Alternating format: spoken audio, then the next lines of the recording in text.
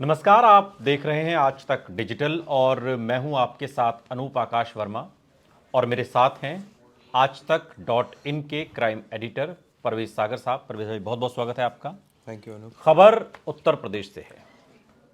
उत्तर प्रदेश का अयोध्या फैजाबाद संसदीय सीट, वो सीट जो इलेक्शन के बाद से लगातार सुर्खियों में है, इस लिहाज से कि वहां से बीजेपी हार गई और समाजवादी पार्टी जीत गई। लेकिन आज जिस खबर पर हम बात करने के लिए बैठे हैं वो खबर रूह को सन्न कर रही है। बिल्कुल। हाउस में भी आज विधानसभा का चूंकि कार्यवाही चल रही है, वहां पर भी इस मामले को उठाया गया।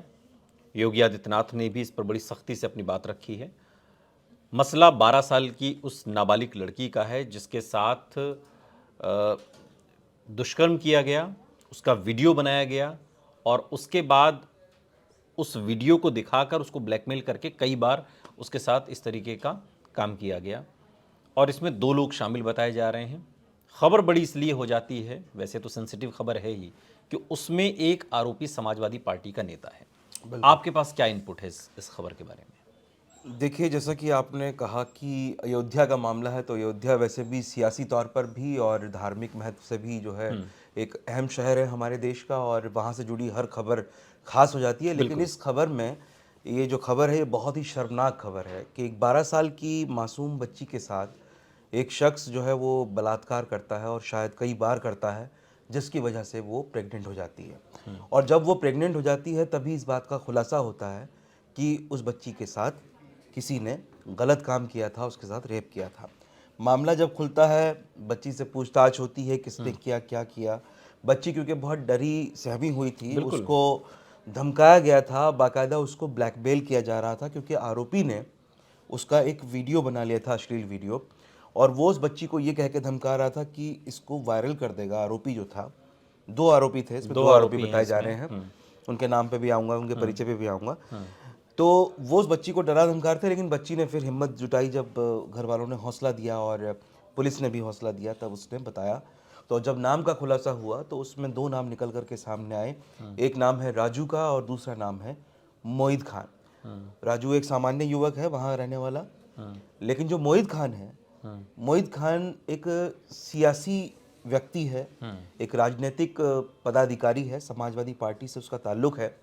और अयोध्या का एक कस्बा है भदरसा। अच्छा, भदरसा जो कस्बा है वो वहाँ का नगर अध्यक्ष भी है समाजवादी पार्टी का। अभी मौजूदा समय में वर्तमान में वो समाजवादी पार्टी का नगर अध्यक्ष है भदरसा का।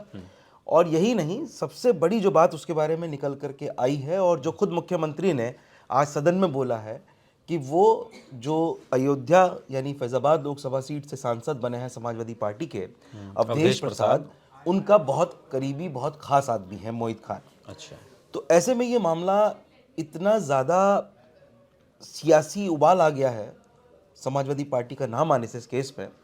ऐसे तो हमारे देश में रोज़ाना सैकड़ों हज़ारों बलात्कार होते हैं और इस तरह की घटनाएं क्योंकि हम लगातार कवर करते हैं, तो ऐसी बहुत घटनाएं आती हैं जिनमें मासूम बच्चों के साथ बलात्कार किया जाता है। और कई बार गर्भवती होने पर उन बच्चियों के बारे में इस बात का खुलासा होता है। वो बच्चियाँ चुप रहती हैं, घर वालों को कुछ नहीं बताती क्योंकि उन्हें डराया धमकाया जाता है। मासूम बच्चियाँ ही तो होती हैं, वो डर जाती हैं, सहम जाती हैं, तो नहीं बताती हैं। लेकिन इस मामले में मोहित खान का नाम आने से ये पूरा मामला राजनीतिक रुख ले चुका है। इसी पर परवेज भाई मैं आपको रोक रहा हूँ।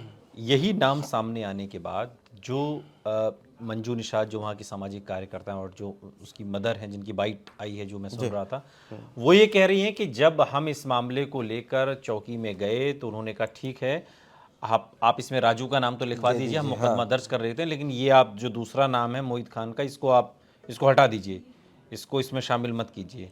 बाद में जब उच्च अधिकारियों से संपर्क किया जाता है, उसके बाद जब दबाव बनता है, तब ये नाम लिखा जाता अब है। सबसे तो प्राथमिक लेवल पर भी तो ये सारे दोष हैं ना। बिल्कुल। इसमें जो आप दोष की बात कर रहे हैं, दोष तो इसमें इस तरह से इसकी कहानी एक ये भी है कि जो भदरसा कस्बे की जो पुलिस चौकी है, जो वहाँ की अहम पुलिस चौकी है, वो पुलिस चौकी जो आरोपी बताया जा रहा है मोहित खान, उसी के घर में चल रही थी वो पुलिस चौकी पिछले कई सालों से। मतलब किराए की वो एक बिल्डिंग के अंदर पुलिस चौकी वहाँ चल रही थी। मोहित खान का एक तो वो क्योंकि नेता आदमी है, समाजवादी पार्टी का नेता है, नगर अध्यक्ष है भदरसा का। समाजवादी पार्टी प्रदेश की सबसे बड़ी पार्टी मानी जाती है। तो उसका नगर अध्यक्ष है, भले ही सत्ता में नहीं है लेकिन उनका प्रभाव तो रहता ही है। बिल्कुल। दूसरी बात कि पुलिस वालों के साथ रोज का उठना बैठना, क्योंकि उसके घर के अंदर पुलिस चौकी चल रही है, तो सबसे बड़े याराना और दोस्ताना संबंध, चौकी इंचार्ज भी जानने वाला, सिपाही भी जानने वाले। तो जब इस मामले को लेकर के पीड़ित बच्ची के परिजन जो है उस पुलिस चौकी में रिपोर्ट दर्ज कराने पहुंचे, तो उन्होंने उनको टालने की कोशिश की, सिर्फ इस वजह से क्योंकि इसमें एक आरोपी मोहित खान था। और जो जानकारी हमारे पास है, जो रिपोर्ट्स निकल करके आई हैं, उसके मुताबिक यही है कि बार बार वो लोग पुलिस चौकी गए तो पुलिस वाले वहां पर परिजनों पर यही दबाव बना रहे थे कि इसमें से मोहित खान का नाम हटा दो, इसमें से मोहित खान नहीं था, इसमें राजू था, आप राजू का नाम लिखवाइए, हम इसमें राजू के खिलाफ कार्रवाई करेंगे, उसे गिरफ्तार करके जेल भेज देंगे। तो इस बात से पुलिस वाले की जो व्यवहार था, पुलिस वालों का आचरण था, इससे जो परिजन थे बच्ची के, जो पीड़ित परिवार है, वो बेहद दुखी था। और इसी के बाद वो निराश होकर के जब स्थानीय पुलिस चौकी से उन्हें और थाने से कोई सुनवाई नहीं हुई, तब वो जाकर के अयोध्या जिले के वरिष्ठ अधिकारियों तक पहुंचे, पुलिस अधिकारियों तक, तब ये मामला प्रकाश में आया और तब जाकर के इसमें आरोपियों के खिलाफ एफआईआर दर्ज हुई, और दर्ज ही नहीं हुई बल्कि आरोपियों को गिरफ्तार भी किया गया। लेकिन अब चूंकि योगी सरकार या उत्तर प्रदेश की सरकार का तो मिजाज इनके काम करने का तरीका ऐसे मामलों में अलग होता है। जिस बुलडोजर कार्रवाई को लेकर आज सदन में भी माता प्रसाद पांडे जो लीडर अपोजिशन है, उन्होंने तंज भी कसा सीएम पर। अब इन सबसे इतर क्या अब हम ऐसी कुछ कार्रवाई अब यहाँ भी देखेंगे क्या? मतलब अब यहाँ तो चौकी चल रही है उसके घर में। देखिए, वाकई ये बड़ा अलग तरह का मामला है, क्योंकि आरोपी तो आरोपी है, चाहे वो कोई क्योंकि नेता अगर हो, पुलिस चाहे वो मामला कोई- लिखने से मना कर रही है, पुलिस कह रही है कि नाम हटा दीजिए, तो ये सवाल अपोजिशन से थोड़ी पूछा जाएगा। नहीं, तो सवाल सरकार सरकार से से पूछा पूछा जाएगा ना कि आपकी पुलिस बिल्कुल। नाम हटा के कैसे रही है आरोपी का। और सवाल सरकार से ही पूछे जाते हैं, सरकार से ही सवाल किए जाते हैं जब कोई मामला होता है। तो ऐसे में आपका सवाल बिल्कुल जायज़ है कि समाजवादी पार्टी के इस नेता के खिलाफ, जो कि भदरसा का नगर अध्यक्ष है और एक रेप कांड का मुख्य आरोपी भी है, उस बच्ची की ज़िंदगी बर्बाद करने वाले दोनों आरोपियों में से एक मुख्य आरोपी है वो, तो ऐसे में उसके खिलाफ क्या मोदी का बुलडोज़र चलेगा, ये एक अहम सवाल है। और इस सवाल को लेकर के तमाम लोग अब योगी सरकार की तरफ नजरें लगाए बैठे कि योगी का अगला स्टेप क्या होगा। और जिस तरह से आज सदन में उत्तर प्रदेश के मुख्यमंत्री योगी आदित्यनाथ ने अपना भाषण दिया, और जिस तरह से उन्होंने कहा कि आरोपी जो है इस रेप कांड का, वो तो समाजवादी पार्टी का नेता है और समाजवादी पार्टी के सांसद के साथ दिखाई उठता देता बैठता है, है, उठता खाता बैठता पीता है, घूमता फिरता तो है। इससे ये तो तमाम साफ है बातें कि कही हैं कहीं ना उन्होंने। कहीं इस पे सियासत शुरू हो गई है।